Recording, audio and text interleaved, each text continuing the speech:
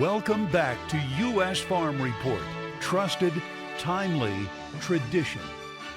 Prepare for planting. A U.S. Farm Report special series is brought to you exclusively by Bayer and XtendFlex. Well, this week reminded all of us Mother Nature is in full control when it comes to planting prep and progress.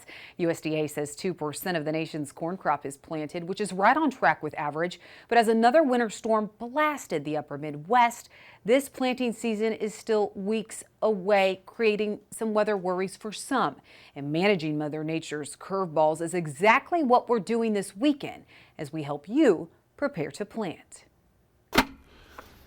12th, 15th of April, we'd like to be in the field going. Iowa farmer Brad Dodds dodged some of the severe weather that hit this week. The anticipation's always there. We want to get going so we can get it in the ground. And that means planters could start to roll here as early as next week. We get better yields if we can get in there early. The window to plant is a nice switch for Dodds, who says March was chilly and wet. You can manage a lot of things, but you can't manage the weather.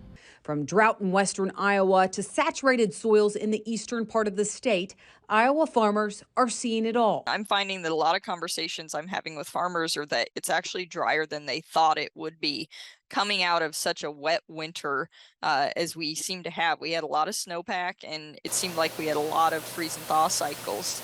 And that means Dodds isn't alone in thinking planting could be just days away. In a lot of cases, I've got farmers that are already thinking about starting their herbicide applications because we are hoping to be planting next week with the forecast that we've got here in Iowa.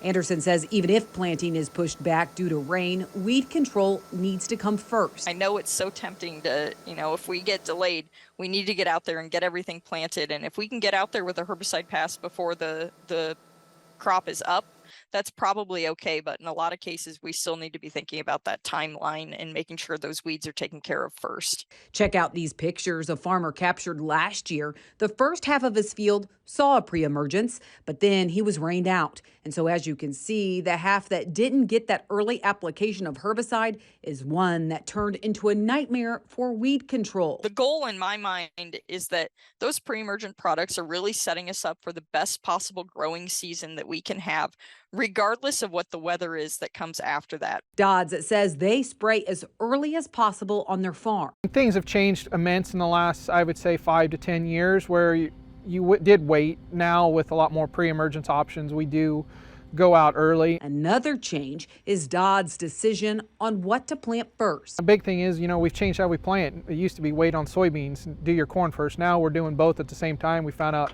quite a bit of a yield advantage to planting your soybeans early, so we need to be getting a pre-emergence down. He says changes to their chemical program were also spurred by another change on their farm. We do minimum tillage. We stale seed bed our soybeans, strip till our corn.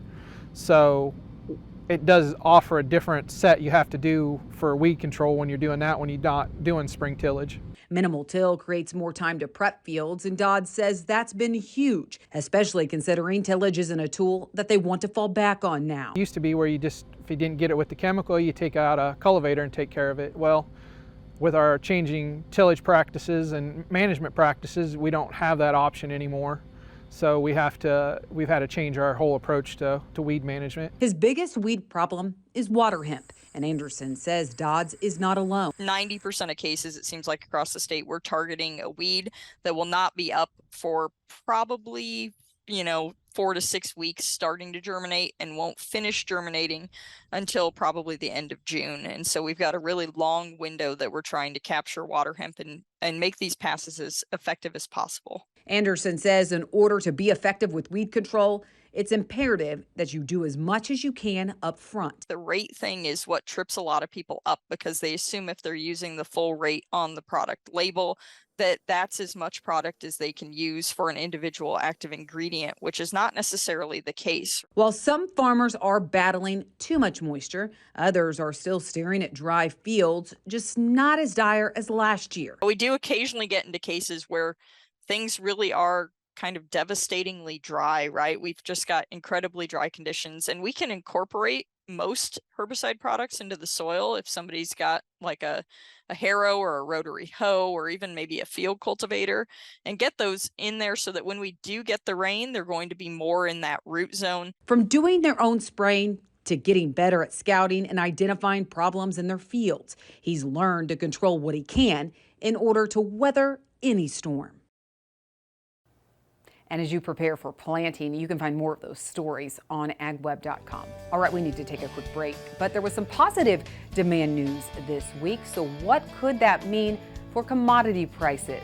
We'll talk to Chip Nellinger and Dan Bossie next.